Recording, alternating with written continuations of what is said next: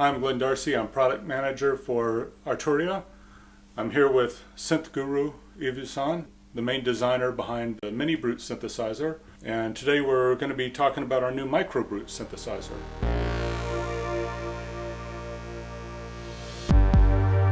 So, first things that we should probably point out is that it's a full analog synthesizer, 100% analog audio path in it. We've retained the same STEINER Parker filter that we've had before. We've enhanced the oscillator designs.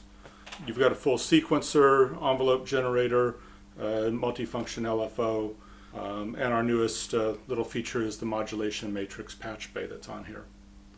Okay, hello Glen. I'm happy to host you in my studio in Grenoble. It's an honor. A great I'm honor glad to speak about this little brother of the MicroBrute. So the idea was to make a smaller synthesizer, but which retain as much possibilities as possible with regard to the MicroBrute, and introducing some nice new features. The main thing though is that we also didn't want to sacrifice build quality. So we've got a metal bottom chassis. It's still got some nice heft to it, some good weight. Some people will notice that it's not battery powered. That's going to be the first question a lot of people have, but the reason for that is because we've got plus and minus 12 volt audio rails to keep the sound quality. It's because it's analog. Yeah. So this, while it's small and the sound is still huge, and it sounds amazing.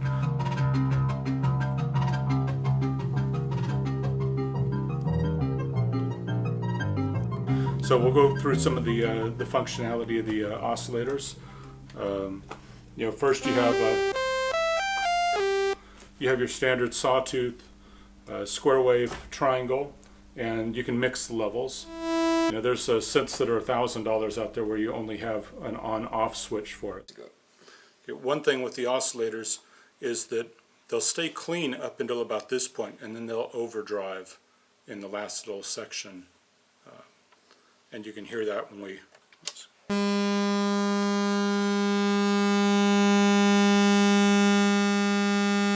So you can hear the overdrive on the back end.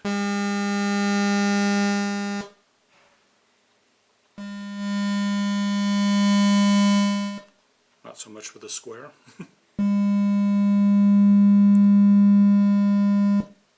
But you can hear the low end come in when it overdrives.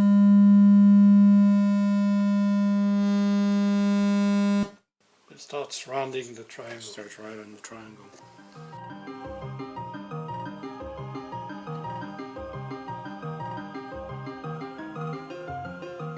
But one of the most interesting things is probably the new OVERTONE functionality. The OVERTONE is in fact mixed with what was the sub-octave oscillator, the sub-oscillator of the MicroBrute. So here you have the volume that controls the amount of sub-octave. So here it's a square sub-octave, but the engineer introduced a new feature that is when you crank up this knob here, you change the pulse width ratio on that curve, and with this simple control, a way to go from the sub-octave to the fifths above the tone. So it makes a big improvement, because when you have only one oscillator, if you can add the fifth, the perfect fifth, it gives rise to nice possibilities in terms of harmonic. Yeah, it gives you a two oscillator sound effectively using one oscillator, and a huge sound.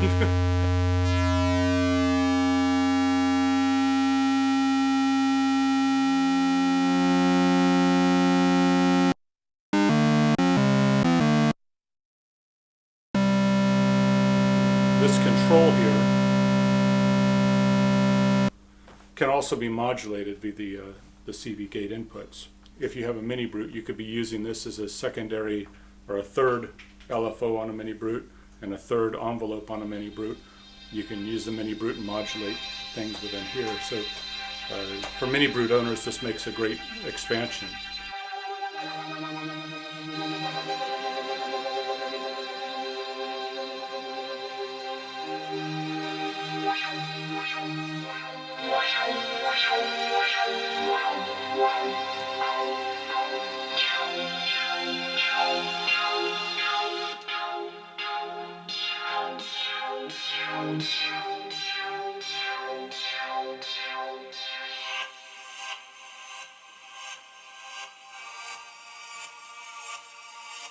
One thing that we have on the back panel is we've got an external audio input as well, with an audio input trim level, and you can push that, adjust your input level. We've got a line in and a headphone, or a line out and a headphone out. We've got the USB and the MIDI in, so it can be used as a module. And then over here, we have our fine tune. You know, the thing that always amazes me with the audio input and output, I have a small modular at home, nothing like this, but if I wanted to buy just a Steiner Parker filter, you'd spend more money than you spend on this whole synth. So you can actually patch into it and just use it as an audio processor, but you could process vocals or guitar or whatever through the input. Yeah, other synths, drum machines.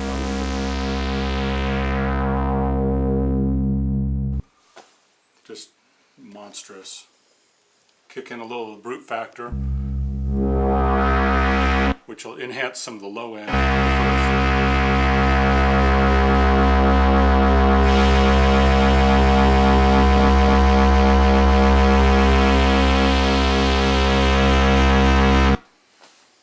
Okay, and also you can play with the modes.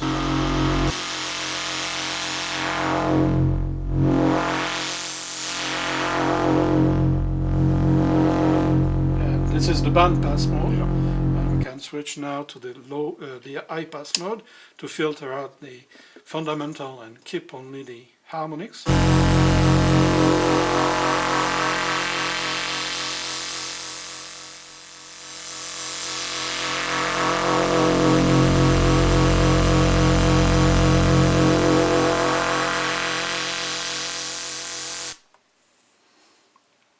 Very cool. So yeah, we have the full Steiner Parker, we've got the full analog oscillator that we've had.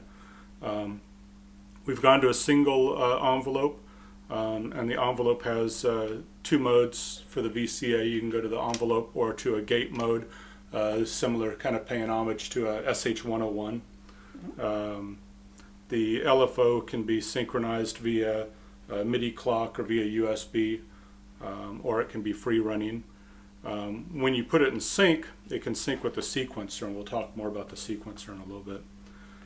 But you've got three different waveforms. You've got a square, ramp, and a triangle wave.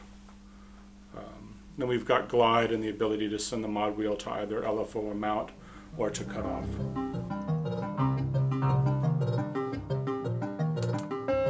For me, one of the most fun aspects of this, though, is the sequencer that we've put on here. Yes, I had the machine for about 3 or 4 weeks now, and I had a lot of fun with the sequencer. That's really a great addition to this synth. Yeah, you have 8 sequences. Each one can be 64 steps. You've got rate controls and tap tempos. One thing you'll be able to do within the sequencer is take your sequences, bring them into your computer, and you can export them as MIDI files, or you can just save the files and be able to send them back. So you know, you're not just stuck with the 8, but you can also take those 8 and use them within, you know, Logic or Ableton Live or whatever else, just as MIDI files.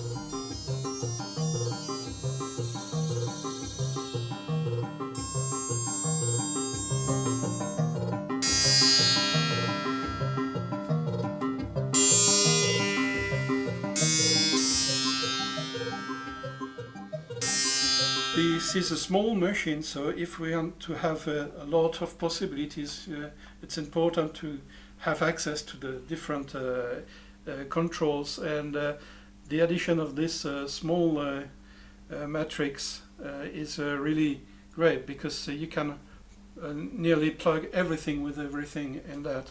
And I must add that on the back of the panel you also have three inputs and outputs. The keyboard output, the pitch out, so you can control a modular system, or connect it with a MicroBrute or another MicroBrute, whatever you want. A gate out, obviously, to do the same thing, and a gate in to trigger the MicroBrute. So basically on this patch panel we have two outputs that are available. The CV out from the envelope here, so you can use the ADSR to control any of the other part of the synth. And the second out is the LFO output. And using those nice orange, what would you call it that? Yeah. Orange patch cords, you can plug the output of the envelope or the LFO to another input, and that's it. Yeah, nice and simple. What it also gives us that we don't even have on the MicroBrute is the ability to control pitch from the envelope. So it's kind of nice if you're making like kick drum sounds or something, or just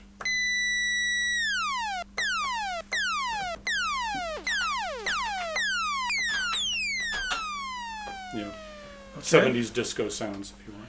And since I have it for now 3 or 4 weeks, I already act Oh, you've already made an expander. the chord, because I wanted to have the modulation going to two different modules, so nice. I just made a small DIY chord, and that does it as well. There's also a company, I think they're in the US, that makes stackable connectors, which are nice.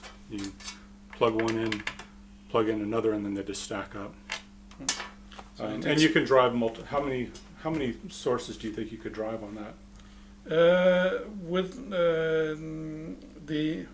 I use a technical word. The impedance was calculated so you can have 3 different destinations without any effect on the level. Right. But I think you can go to 5 or 6 control inputs. Yeah, on my modular at home I was able to drive 4 pretty accurately without any voltage drop. So we're going to continue to trade beard growth secrets. Yes, and pipe information. Yeah, pipe information, yes. Okay. And but hey, thanks a lot for having us here, and hey, this is a lot of fun. okay. Now you're going to be sending this to my house, right? No way. Oh.